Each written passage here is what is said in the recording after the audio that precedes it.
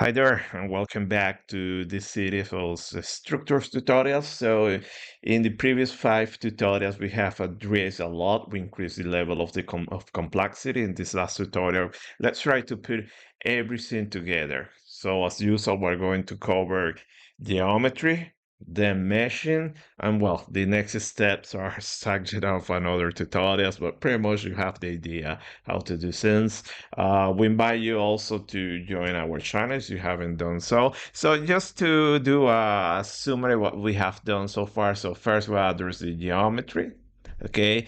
The cylinder geometry is the case. We tested many options. The most important option, just to remind you that snappyHexMesh has many keywords, and we're just addressing the most important ones. For the specific keywords, you're invited to go to the documentation. So here we have the web page, the CFD direct. You have the link in the description, or also some description for the user guide from the guys from OpenFOAM. So there are small differences, but pretty much these important keywords are the same, and those are the ones that we're addressing. So we address this case, the cylinder, then we move to the NACA airflow, always geometry mesh, understanding everything, different parameters. We focus a lot into boundary layer, mix and elbow. So here we switch to internal geometry, and we tested different ways to divide the surface and so on.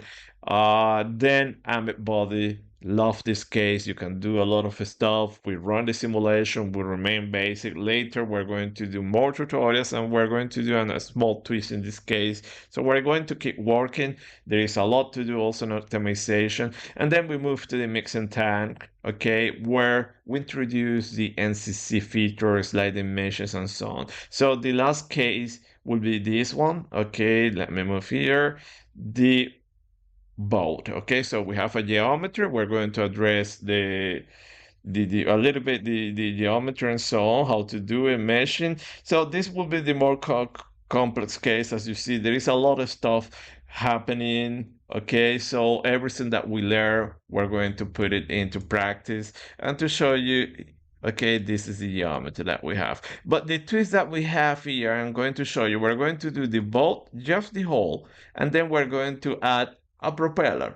And then we're going to link it with the previous tutorial. So everything we studied plus sliding meshes, and you will see that things are very, very straightforward. Very important, I like always to stress, we know the geometry, so we know what is happening. So hopefully you are going to enjoy this case, and see you in the next videos.